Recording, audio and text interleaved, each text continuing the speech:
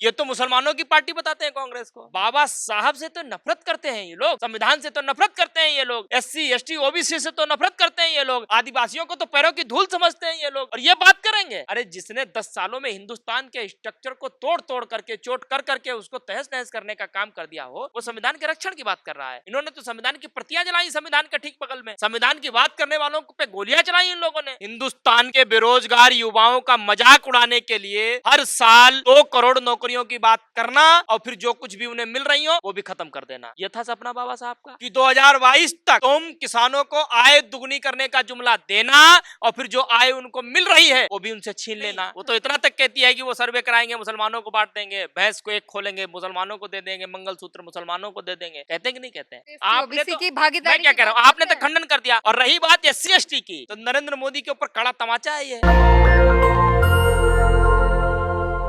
नमस्कार, मैं ब्यूटी गिरी। देश में चुनावी माहौल है, चुनावी माहौल में लगातार घमासान चल रहे हैं और इस बीच हमारे साथ बातचीत करने के लिए मौजूद हैं गोपाल तिवारी। सबसे पहले तो सर आपको बधाई, आप भारतीय युवा कांग्रेस के राष्ट्रीय प्रवक्ता बनाए गए हैं। तो बड़ी कम उम्र में बड़ी उपलब्धि मिली आपको, बड़ी जिम्मेदारी मिली, कैसा लग रहा है? सबसे पहले इस पे बात कर ले।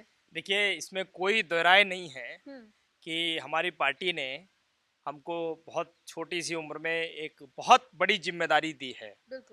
मैं इमोशनल भी था और हमारे सारे साथी, सारे संघर्ष के साथी, सारे मित्र, सारे परिवारजन और खासकर हमारे पूरे कांग्रेस पार्टी परिवार के लोग हमको जो है बहुत बहुत बधाइयाँ दे रहे थे। और बस मन में एक ही बात है छोटी सी, कि हमारी पार्टी के शीर्ष नेतृत्व ने जो हम पर विश्वास जताया है उस पर हम पूरी तरीके से खरा उतरने का प्रयास करेंगे। उस पर खरा उतर पाऊँ यही मेरे लिए चैलेंज रहेगा, यही मेरा लक्ष्य भी रहेगा। सवाल ये भी उठ रहा है कि ये जो उपलब्धि आपको मिली है, एक तो कांग्रेस परिवारवाद के लिए बड़ी जानी जाती है, बदनाम है, और दूसरा ये कि आपने कोई तिगड़म लगाया है, कोई चाल चली है। देखिए, ऐसा नहीं है। कांग्रेस पार्टी जो है पूरी तरीके से, कांग्रेस पार्टी का संविधान स्वतंत्र है। जितनी फ्रीडम मैं समझता हूं कांग्रेस पार्टी में है, उतनी फ्रीडम किसी पार्टी में नहीं होगी, दुनिया की किसी पार्टी में नहीं होगी। कांग्रेस पार्टी का संविधान इतना खूबसूरत है, इतना बेहतरीन है, वहां हर व्यक्ति को जो करना चाहता है उसको करने की पूरी स्वतंत्रता दी जाती है। और इसीलिए मैं समझता हूं कि हमारी सबकी प्रेरणा स्रोत आदरणीय सोनिया गांधी जी, हमारे राष्ट्रीय अध्यक्ष मल्लिकार्जुन खड़गे जी, हमारे नेता, जन जन के नेता श्री राहुल गांधी जी, इनकी सबकी जो कार्यशैली है, इनका सबका कार्य करने का तरीका है, देश के प्रति इनका मोहब्बत का जो इनका जो एक जो इनका सोच का एक जो पैमाना है, वो जब हम देखते हैं, वो जब हम सुनते हैं, उसको जब हम महसूस करते हैं, तो हमको लगता है कि नहीं, हमें अगर कुछ नहीं भी मिलेगा तो एक कार्यकर्ता की तरह ही हम इनके साथ इस देश की महत्वपूर्ण लड़ाई का हिस्सा बनेंगे और दम भर करके एक योद्धा की तरह लड़ेंगे। लेकिन आज मुझे पार्टी ने कार्यकर्ता से थोड़ा ऊपर बढ़ाया और उन्होंने हमें भारतीय युवा कांग्रेस का राष्ट्रीय प्रवक्ता बनाया है। इस बात के लिए जो मैं राहुल गांधी जी का, सोनिया गांधी जी का, खड़गे जी का, वैभव बालिया जी का, पवन खेड़ा जी का और हमारे गुरुदेव आदरणीय जयराम रमेश जी का, हमारे यूथ कांग्रेस के अध्यक्ष बीबी श्रीनिवास जी का बहुत बहुत धन्यवाद ज्ञापित करता हूं। हार्दिक उनका स्वागत भी करता हूं इस पहल के लिए कि आपने मुझे इस योग्य समझा, इस उचित समझा, और विश्वास दिलाता हूं कि मैं पूरी कोशिश करूंगा कि पूरी कर्तव्य निष्ठा के साथ इस पद की गरिमा को बढ़ा सकूं और अपनी पार्टी के लिए कुछ ना कुछ योगदान कर सकूं। आप भारत जोड़ो यात्रा में भी लगातार राहुल गांधी के साथ बने हुए थे, उसी का असर तो नहीं है? देखिए, मुझे नहीं मालूम था, मैं किसी लालच या किसी स्वार्थ के लिए उस यात्रा का हिस्सा नहीं बना था।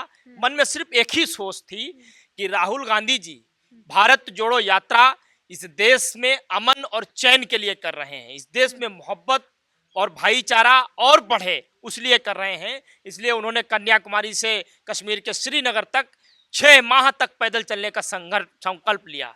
हमने भी उस संकल्प का हिस्सा बनने का मन में ठाना और हम निकल पड़े। हमने भी अपने 2 थैले उठाए, बैग उठाए और चल पड़े। हम भी कन्याकुमारी से चल पड़े पैदल पैदल उनके साथ। तकरीबन 4081 किलोमीटर 5.5 महीने जैसा लंबा सफर हमने राहुल गांधी जी के साथ तय किया, और पहली बार हमने अपने जीवन में तो पहली बार इतने लंबे सफर को, इतने लंबे रास्ते को पूरी तरीके से बौना बना दिया। और उस दिन यह एहसास हो गया था कि गांधी जी ने भी अपने समय में यात्रा की, उस समय कोई नेटवर्क नहीं होता था, लेकिन फिर भी लाखों लोग उनके पीछे जुड़ते थे। कैसे जुड़े होंगे लोग उनके पीछे, कैसे रहा होगा लंबा काफिला, वो कैसे कनेक्टिविटी बढ़ी होगी उनकी, वो महसूस किया।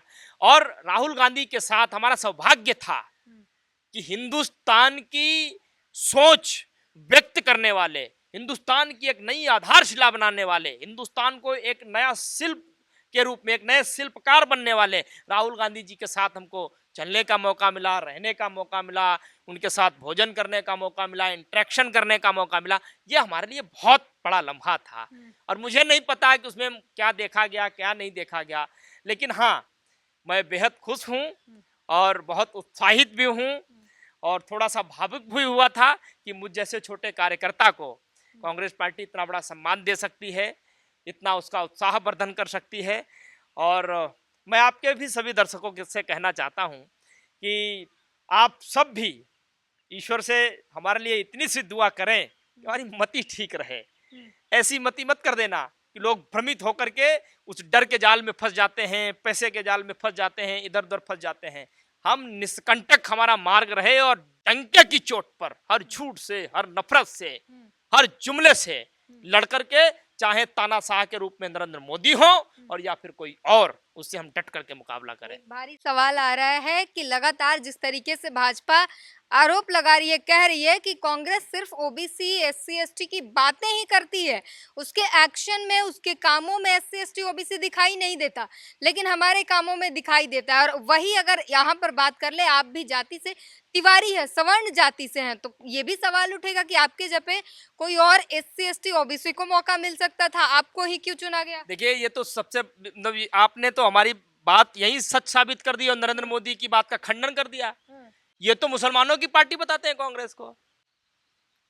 नहीं, लेकिन अभी भाजपा कहती है कि नहीं कहती है, बताओ, कहती है कि नहीं? वो तो इतना तक कहती है कि वो सर्वे कराएंगे, मुसलमानों को बांट देंगे, भैंस को एक खोलेंगे, मुसलमानों को दे देंगे, मंगलसूत्र मुसलमानों को दे देंगे। कहते हैं कि नहीं कहते हैं?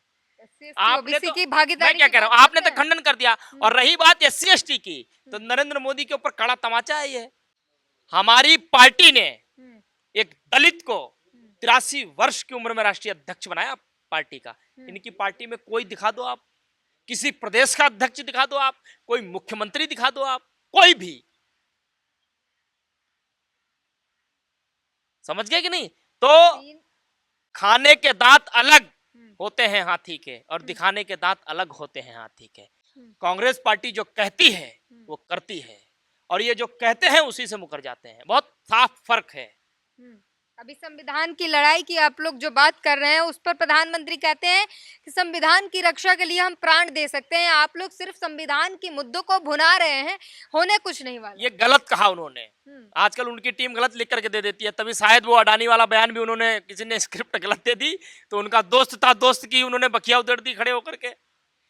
उनका बयान शायद ऐसा रहा होगा कि हम संविधान को खत्म करने के लिए हिंदुस्तान में किसी के भी प्राण ले सकते हैं। प्राणों की आहुति, प्राणों का बलिदान संविधान को बचाने के लिए कांग्रेस ने दिया है। 3 प्रधानमंत्री ने अपने लहू का कतरा कतरा इस मिट्टी में पूरी तरीके से मिला दिया।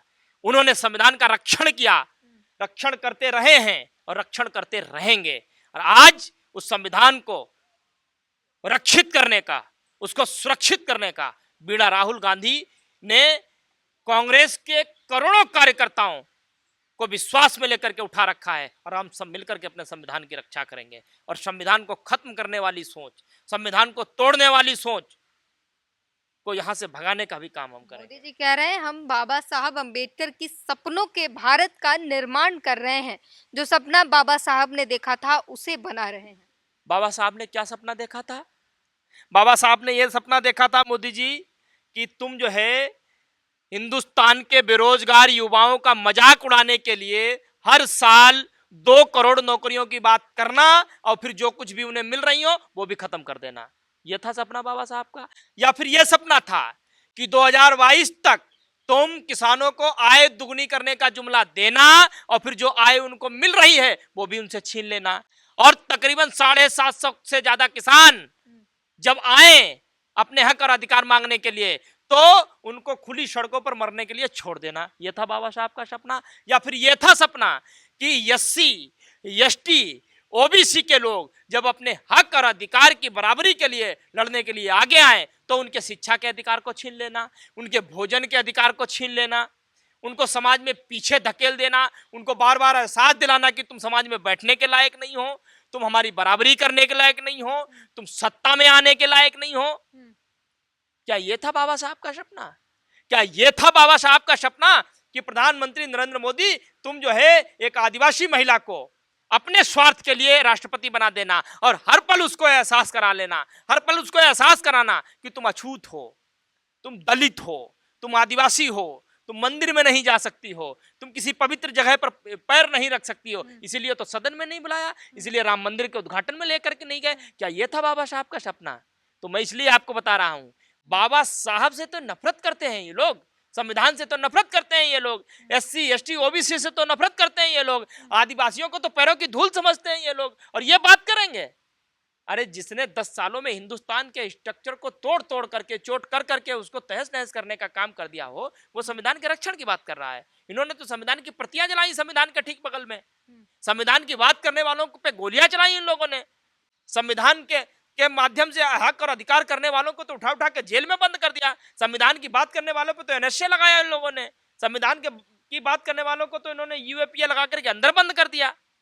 संविधान की बात हमने की, इन्हीं जंतर मंतर की सड़कों पर लाठियां हमने खाई हैं, हमने संविधान की बात की, हमने खून बहाया है सड़कों पर। ये क्या बात करेंगे? तेलंगाना की अगर बात कर लें, एससी, एसटी, ओबीसी नाराज है कांग्रेस से, क्योंकि तेलंगाना में रोहित वेमुला की केस को कांग्रेस ने खूब बुनाया। राहुल गांधी अपनी पदयात्रा के दौरान उनकी मां से मिले, अपनी मैनिफेस्टो में कहा गया कि रोहित वेमुला एक्ट बनाया जाएगा एससी, एसटी के लिए, तमाम चीजें बातें की गई।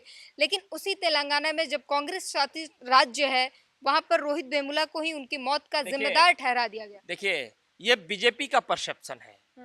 राहुल गांधी जी उनकी मां से नहीं मिले, मैं खुद हैदराबाद में उनकी मां से मिला था, रोहित वेमुला जी की, उनके परिवार से मिले, उनके परिवार को वो सुरक्षा भी प्रदान कर रहे हैं, लगातार बातचीत भी उनके परिवार से कर रहे हैं। उनका परिवार जो चाहता है, जैसे चाहता है, जिस न्याय को वो मांग रहा है, उसी तरीके से कांग्रेस पार्टी उनकी मदद कर रही है। अपनी क्लोजर रिपोर्ट डाली गई, उसमें कहा गया कि वो ओबीसी थे, एससी थे ही नहीं। मैं क्या कह रहा हूं, अपनी तरफ से वो कुछ नहीं कर रहे हैं। कांग्रेस पार्टी उनके मान सम्मान को ध्यान में रखते हुए उनकी मां से निकले हुए एक एक शब्द का अक्षरशः पालन कर रही, क्योंकि मैं काफी देर तक हैदराबाद में उनके साथ पास बैठा था। ये जनरल परसेप्शन बनाया जा रहा है ताकि चीजों को गुमराह किया जा सके, दलित दलित खेला जा सके, ओबीसी ओबीसी खेला जा सके। अरे जिसके बेटों को गायब करने में हाथ ही एबीवीपी के लोगों का रहा हो, आरएसएस के लोगों का रहा हो, और वो बात कर रहे हैं उसको न्याय दिलाने की, तो उन्हें तो क्लीन चिट दे दी। ये तो वही बात हो गई कि जिस ब्रजभूषण ने मान सम्मान बढ़ाने वाली देश की बेटियों का शोषण कर लिया हो और वही उनको न्याय दिलाने की बात कर रहा हो, ये हो सकता है भला? तो फिर आप ही बताइए ना, तेलंगाना में किसकी सरकार है? तेलंगाना पुलिस किसकी सरकार के अंदर है? और क्लीन चिट आप दे रहे हैं। मैं फिर एक बात कह रहा हूं कि कांग्रेस पार्टी, वहां की सरकार उनकी मां को कॉन्फिडेंस में लेकर उनकी मां जो कह रही हैं, जैसे कह रही हैं, वो वैसे ही काम कर रही है, अपनी तरफ से कुछ नहीं कर रहे हैं वो। तो उनकी मां कह रही है कि मेरे बेटे को फिर उनकी मौत की सजा बता दूं कि उनके बेटे को न्याय मिलेगा। कब मिलेगा? आज नहीं तो कल, कल नहीं तो परसों उनको न्याय मिलेगा ही मिलेगा। और एबीवीपी की सोच के कारण, आरएसएस की सोच के कारण एक बेटा अपनी मां से दूर हुआ, एक मां के आंखों के आंसू सूख गए उसको खोजते खोजते। उसकी दुख, उसकी दर्द, उसकी तकलीफ, उसकी पीड़ा का एहसास है हमको, कांग्रेस पार्टी को, और उसको हम न्याय दिलाएंगे, किसी भी कीमत पे दिलाएंगे। उन लोगों को कैसे भरोसा दिलाएंगे जो लोग खफा हैं इस फैसले से, क्लोजर रिपोर्ट खफा नहीं है, मैं कह रहा हूँ ये जनरल परसेप्शन है, नाराज है। ये लोग तो आज तक मिल नहीं सके। जिसका बेटा गायब, बता दो आप बीजेपी का कौन सा नेता मिला उनकी मां से? जब उन आरोप ही उन पर है, वो तो कांग्रेस से। मुझे इतनी बात बता दो, आरोप तो आज ये चुनाव हुआ, उनका बेटा आज गायब हुआ है, कब गायब हुए थे रोहित वेमुला? कब गायब हुए थे? आज गायब हुए हैं? हाँ। 2016 की बात है ये। कितने साल हो गए? 8 साल हो गए, तकरीबन 9 साल। हाँ, 8 क्या साल। कोई बीजेपी का एक भी प्रतिनिधि मंडल जाकर के मिला उनसे?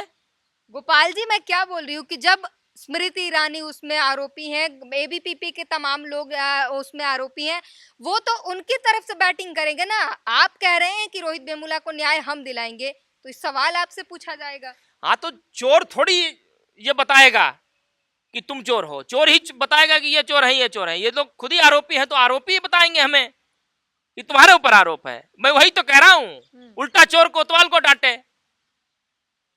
जिसने बेटा गायब कर दिया, जिसने मां की आंखों के आंसू पूरी तरीके से जो है साफ कर दिए, वो हमें बता रहे हैं रुक जाओ, ईश्वर के घर देर है अंधेर नहीं, इनको सबको सजा मिलेगी। रोहित वेमुला को न्याय मिलेगा, उनकी मां को भी न्याय मिलेगा, मैं बता रहा हूँ। चुनाव है सिर्फ इसलिए, या सच में ऐसा कुछ होगा? चुनाव की क्या बात है, हम यात्रा कर रहे थे तो कौन सा चुनाव था? चुनाव पास था, करीब। हमने चुनाव, असेंबली चुनाव लड़ा, हम एक राज्य में सरकार बनाए, 3 राज्य में सरकार हम नहीं बना पाए, तो क्या हमने अपनी बातें पलट दी? हम आज भी तो वही बात कर रहे हैं ना, हम कल भी वही बात कर रहे हैं। हम 2013 में 14 में भी वही बात करते थे, हमने 2016 17 में भी वही बात की, हम 19 में वही कर रहे हैं, हम 24 में वही कर रहे हैं, हम 29 में भी वही बात करेंगे, क्योंकि हम जानते हैं हमारे देश की मूल भावना क्या है। हम इनकी तरह गिरगिट की तरह रंग नहीं बदलते हैं, ये सुबह कुछ शाम को कुछ, परसों सुबह कुछ परसों शाम को, ऐसा काम हम नहीं करते हैं। तो बात की हमने, रोहित वेमुला की भी बात निकली, और जहां पर कांग्रेस की सरकार है वहां पर क्लोजर रिपोर्ट डाली गई और रोहित वेमुला को बता दिया गया कि वो एससी कास्ट के थे ही नहीं, उनकी आत्महत्या को ही उन्हीं को विलन बना देना। और उसके बाद जनता में जो आक्रोश निकला और कांग्रेस पर जो गुस्सा निकला, तो हमने गोपाल तिवारी हमारे साथ मौजूद है, उनसे हमने पूछ लिया और इनके जो पक्ष रखे इन्होंने वो आपने सुना। इसकी बातों से, इनकी बातों से आप कितना सहमत है, असहमत है, हमें जरूर बताइए। कैमरामैन आशीष के साथ ब्यूटी गिरी, धन्यवाद। नेशनल दस्तक की आपसे गुजारिश है कि अगर इसको बचाना चाहते हैं तो नेशनल दस्तक को सब्सक्राइब करने के लिए रेड कलर के सब्सक्राइब बटन को दबाएं, फिर बेल आइकन की घंटी दबाएं। नेशनल दस्तक को बचाने के लिए बहुत जरूरी है कि हर खबर को शेयर करें, लाइक करें, कमेंट जरूर करें।